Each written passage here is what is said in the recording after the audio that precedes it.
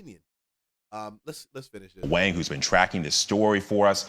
And Selena, as this is playing out, we are less than an hour out from this 5 p.m. deadline. The president is now weighing in on the situation. Well, Alex, this may be the answer ahead of the deadline. Now, President Trump, he is announcing it. This is just moments ago on his Truth Social account, so I'm going to read it to you. He says, quote, "I'm directing every federal agency in the United States government to immediately cease all use of Anthropic's technology. We don't need it, we don't want it, and will not do business with them again. There will be a 6-month phase-out period for agencies like the Department of War who are using Anthropic's products at various levels." He goes on to bash Anthropic, calling it a left-wing nut job company, calling it a, quote, radical left AI company who have no idea what the real world is all about. So this is really this fight that has been going on for weeks now that I've been reporting on, really coming to a head. Earlier, the Pentagon had issued an ultimatum to Anthropic, essentially saying, agree to our terms for how to use our artificial intelligence, or we're going to terminate the contract and deem you a supply chain risk, essentially blacklisting them from doing work with the government. So we are hearing from the president here clearly this is his decision that there will now be no partnership with Anthropic, with the military, or any federal agency. So I kind of suspect this is structuring for somebody else to take their spot intentionally, because the government knew.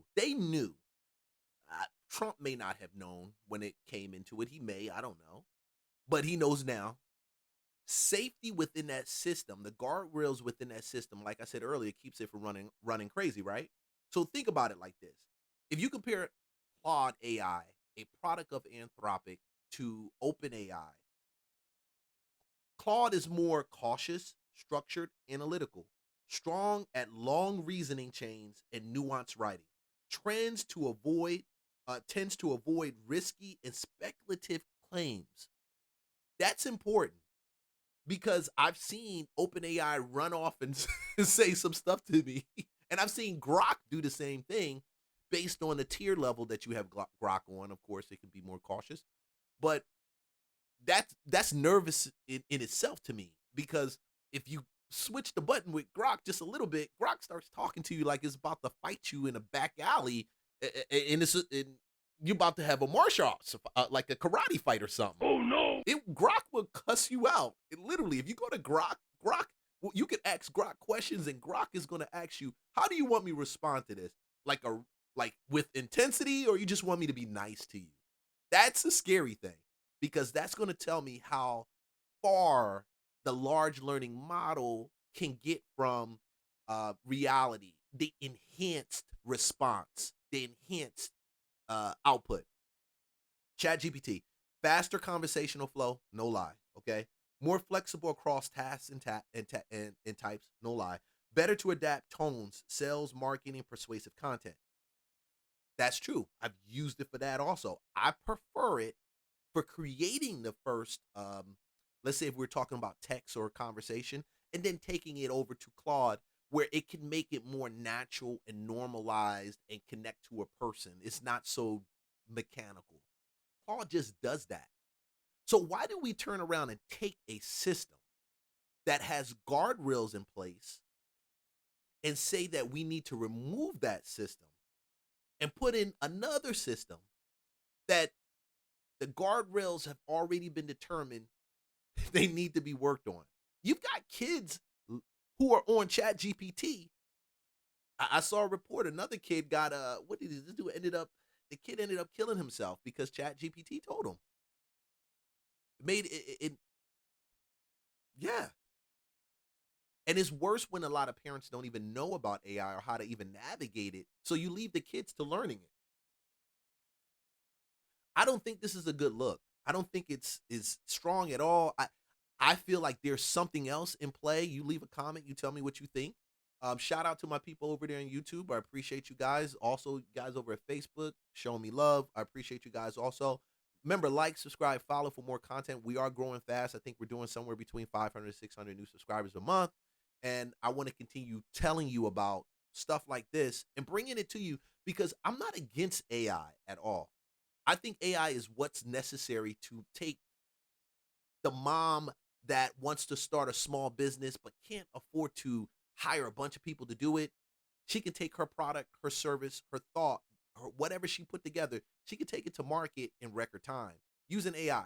But there is a level where it needs to be held responsible. So taking the guardrails off first when you talk about protecting the country and it working for us in autonomous warfare, and I don't think this is a great play by Trump.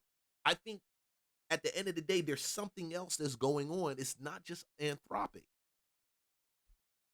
Well, and that label as being a supply chain risk is really significant. But can we back up for a second? Can you walk us through how we got here over the last couple of weeks? Yeah, I mean, this is a huge deal. I mean, essentially, this fight is about who's going to control the future of artificial intelligence use in the government and specifically in the military. Is it the company that is creating this technology, or is it the government that's using it? And so this all transpired over these two critical red lines that Anthropic has drawn. Anthropic tells me that they have made it very clear that there are two use cases where they are against their AI being used. Number one is for mass domestic surveillance, and the second one is fully autonomous weapons. Sounds reasonable. You want a human making the final targeting decision on the battlefield, not artificial intelligence.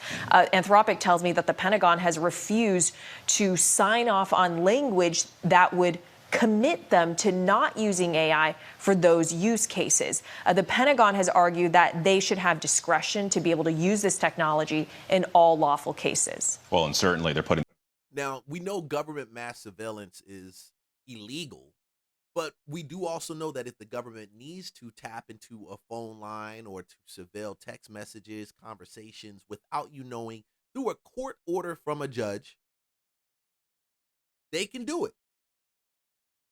Now, what about if they're able to take all of your movement through your watch, your phone, your conversations, your streams, your post on social media, throw it into Anthropic, now say, tell me, what do you think is the next move that this person is going to make? Now we're getting into predictive analytics.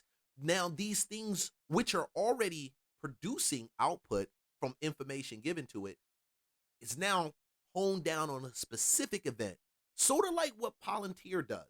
Palantir takes all that information and it puts it in there. Now, Palantir says it's not backed by any type of AI, but honestly, Palantir in itself, I think, is an AI company. You tell me what you think about that.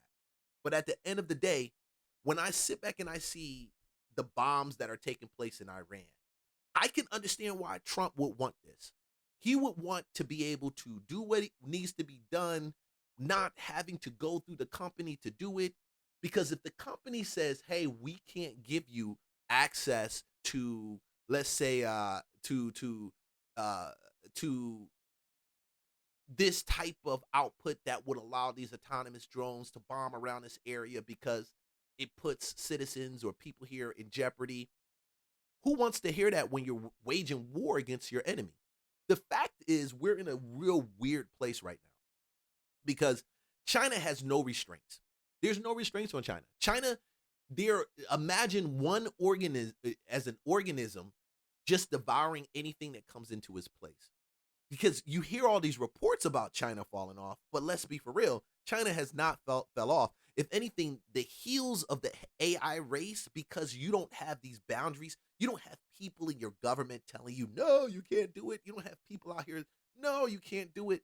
The same freedom can also be our own demise.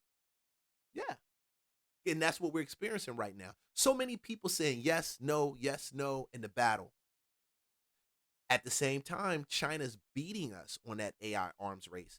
NVIDIA, I mean, we're getting crushed.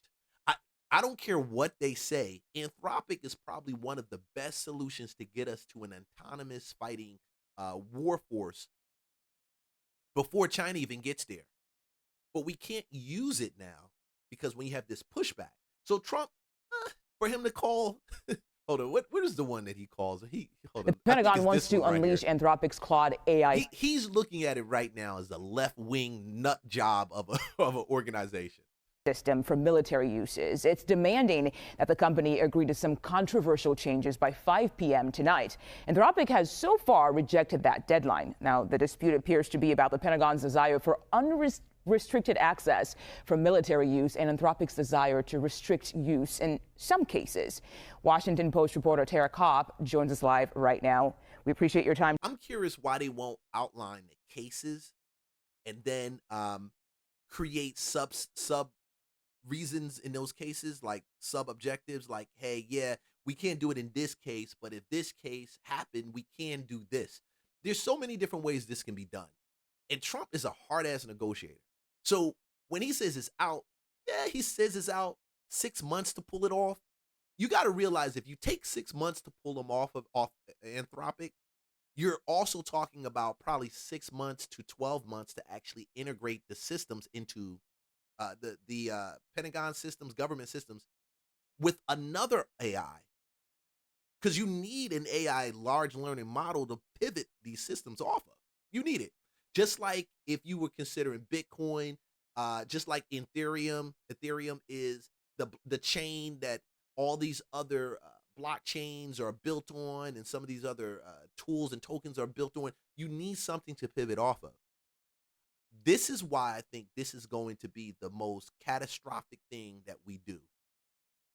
It's going to determine if they don't come back with some type of solution, even though we're past that 5 o'clock mark, if we don't come back with some type of solution, when you bring in any other model right now, you're introducing a model without guardrails and hasn't been crafted from birth to actually respect human life, I guess you would say it, or respect certain, or have certain rules that it abides by. Today, Tara. So what is the Pentagon asking for here, and what restrictions is Anthropic trying to maintain? Good morning. Well, the split between Anthropic and the Pentagon right now really centers on two uses: fully autonomous, meaning AI makes all of the decisions, and whether its technology can be used in mass domestic surveillance. Those two are both red lines for Anthropic. And in the last couple of weeks, as our story this morning has unfolded, the Pentagon and Anthropic have been having private conversations about hypothetical situations. And one hypothetical situation that really kind of illustrates just how far apart these two parties are, the Pentagon's Chief Technology Officer, Emil Michael, asked Anthropic a hypothetical. If an ICBM, a nuclear warhead, were launched and was heading towards the United States, would Anthropic allow its technology to defend the US? And Anthropic's answer, and this whole conversation has been disputed by both sides, I should caveat that with this. Anthropic's reported answer, according to DoD, was they said, give us a call and we'll talk through it. Anthropic. No, that's not the answer. That's not the answer. And he didn't say that in an interview, so I can get why. I would feel that way if I was and I've been prior military. If I'm in a position of leadership and I need to know if this technology is going to be a defense to the soldiers in my platoon, the soldiers in my unit, or even the civilian population that I've sworn to protect, and you're going to tell me, give you a call and we can talk more about that. And it's really simple. A nuclear warhead headed towards your country. You should tell me yes at that time. I should not get something from you like, there will possibly be an answer we can talk about and give me a call. That's BS. That's BS. And regardless of how much of a safety guardrail is in place, you're telling me that it's not in place to protect the people that built the systems. It's in place to protect who? What? So who is it protecting now? Who? It's not protecting us. Has disagreed with this and said we would be okay with missile defense. But these two sides are not communicating clearly. You're seeing them have a war on social media. A lot of different parties, including lawmakers, are trying to get involved behind the scenes to get them back on the same page. But it really is stemming from mistrust by AI, which has some pretty stiff ethical guardrails on how its technology will be used, and the Department of Defense, which is looking at a really powerful tool and saying we need this to provide the best defense for our country. So, Tara, you say these two sides, they are not communicating clearly, but Anthropic has, until 5:01 p.m. tonight to decide. So what is at stake here if Anthropic does not comply? They might lose all of their business with the government. The Pentagon has threatened that if Anthropic does not comply, it will look not only at Anthropic's contract, which would likely be canceled, but it would look at any other vendor that is using Anthropic's AI in its weapons platforms. And AI is used throughout the Department of Defense right now. Anthropic was the first, it was kind of the groundbreaker who got into classified networks. Others like Grok will follow and also be in classified networks, but Anthropic was really groundbreaking in this sense. And so if Anthropic loses its contract with the Pentagon, and potentially last night that also escalated to maybe losing all government work, it could be significant for the company. However, we've been watching, and the response to Anthropic taking a stand on this has been really lauded by not only the public, but by other AI companies who are and other novel technology companies who are saying, if you're creating this product, you should be able to have some control over how it is used. I'm curious, Tara, can the government use this AI system anyway without Anthropic's approval? There's a possibility of that. Experts are split. So, Defense Secretary Pete Hegseth has also threatened that if Anthropic does not comply by 501 tonight, he may invoke the Defense Production Act. That's the same act that compelled firms during the pandemic to produce ventilators. And in that example, the companies did not have a choice over, where those ventilators went or how they were used. They were just told to produce them. There's an argument that that same type of authority could be applied to Anthropic, but other experts have said, this is a software. The DPA was really meant for hardware and for actual weaponry or raw materials, not a software that changes every single day and is in some ways a different product every single day because it is learning, it is being fed data and information, and can take a whole lot of different forms. So, I mean, that would be the next fight if at 501 there is an impasse. So what could this ongoing disagreement ultimately mean for other AI firms? It's having a chilling effect.